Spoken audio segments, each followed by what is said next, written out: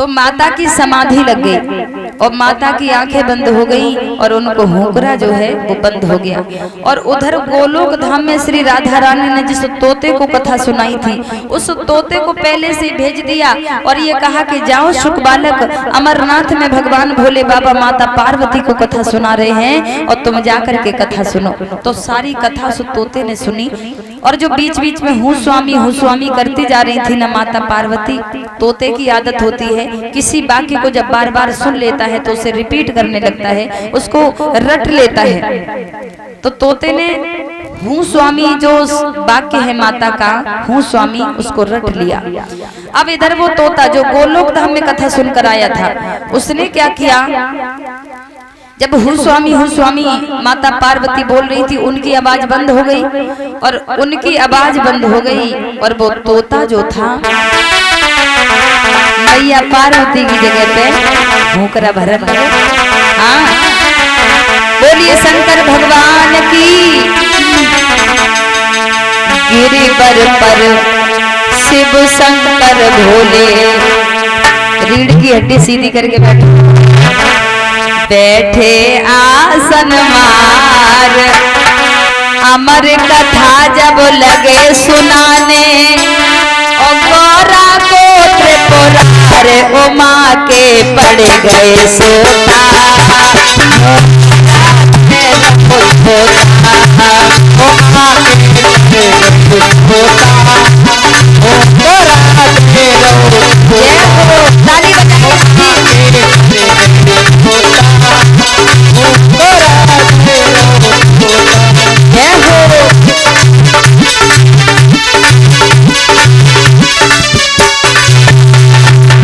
गिरिवर पर शिव शंकर भोले बैठे आसन मारे, अमर कथा जब लगे सुनाने गौरा को त्रिपुरार उमा के सोता।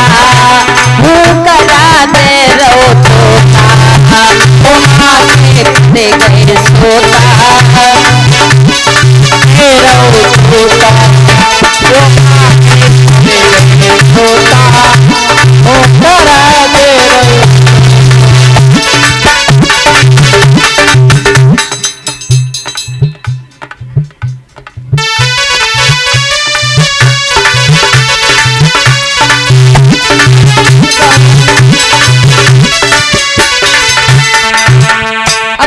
हुंकरा भर रहा है। अब भोले बाबा ने सामने नजर दौड़ाई, पार्वती तो सो रही है। जब दृष्टि घुमाई शिव ने तो निगाह उमा पे आई। घुमाई शिव ने दृष्टि उमा पर आई।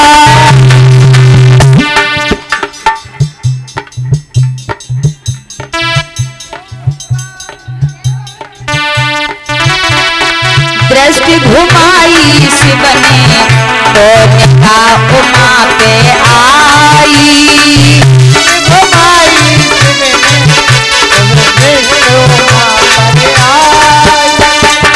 बन में ना कोई दिखे को हो आवाज लगाई। कोई न दिखे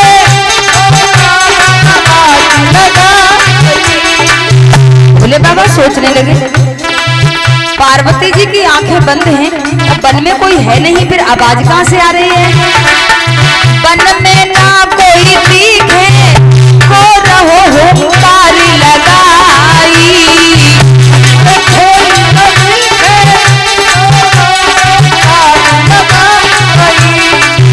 जब ध्यान से भोले बाबा ने नजर दौड़ाई, निगाह घुमाई भोले बाबा ने, निगाह घुमाई शिव शंकर ने, तोता पड़ो लगाए उमा के गए सोता। भोकरा दे रो तोता उमा के सोता। भोकरा दे रो तोता।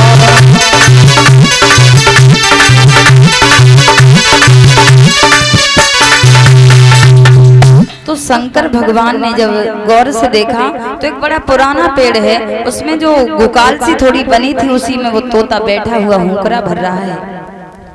तो शंकर भगवान कहने लगे, अच्छा तो तूने चोरी से कथा सुनी, हम तुझे नहीं छोड़ेंगे। और त्रिशूल लेकर के उस तोते की ओर भागे हैं। और माता पार्वती ने रोका है, भोले बाबा आगे की कथा हमें सुना दो ना, मेरी समाधि लग गई थी, मुझे क्षमा कर दो भोले बाबा। शंकर भगवान कहने लगे, मैंने तुमसे पहले ही कहा था ये कथा हर किसी के नसीब में नहीं है। अब जितनी कथा निकल गई और तुम कहो कि पीछे से अब कथा हमारी माता बहनों ने भाइयों ने सुनी, अब आगे आने वाले श्रोता आए कहीं पीछे की कथा सुनाओ, संभव नहीं है, ये नहीं होता है। शंकर भगवान कहने लगे, जो निकल गई सो निकल गई, अब नहीं मिलने वाली। और आज त्रिशूल लेकर के उस तोते को मारने के लिए शंकर भगवान चले हैं। और वो तोता उड़ता हुआ चला, उड़ता उड़ता वो तोता व्यास मुनि की कुटिया में पहुंचा है। तो उनकी जो पत्नी है माता बिटिका स्नान करके अपने केसों को सुखा रही थी।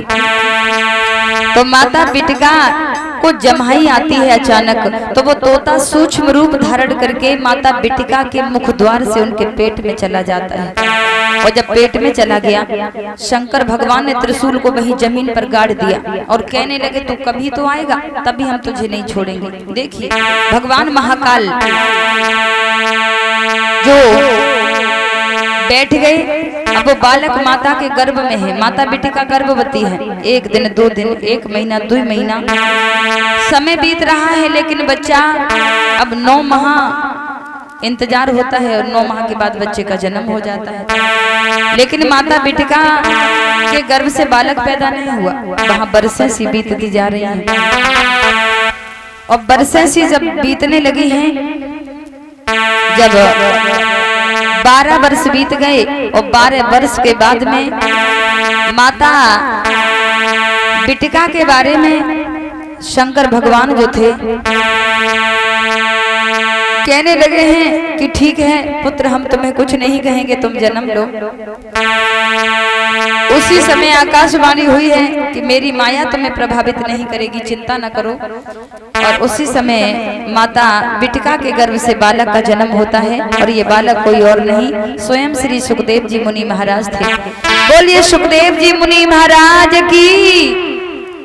और जन्म लेने के बाद में सुखदेव जी पैदल चलने लगे हैं, तो पीछे से व्यास मुनि आवाज लगा रहे हैं, बेटा रुक जाओ, बेटा रुक जाओ। लेकिन उनको मालूम है कि इस मोह माया में अगर पड़ गए तो भगवान का भजन नहीं कर पाएंगे। और वन में जब चले गए, और जब वन में चले जाते हैं, सुखदेव जी बड़े ही परिव्राजक सन्यासी हैं। तो श्री सूत जी महाराज कहते हैं, हे शौनकादि ऋषियों, संतों ने पूछा कि इस कथा को जिन्होंने सुना है राजा परीक्षित ने, तो राजा परीक्षित का जन्म कैसे हुआ महाराज, वो कथा भी हमें सुनाओ।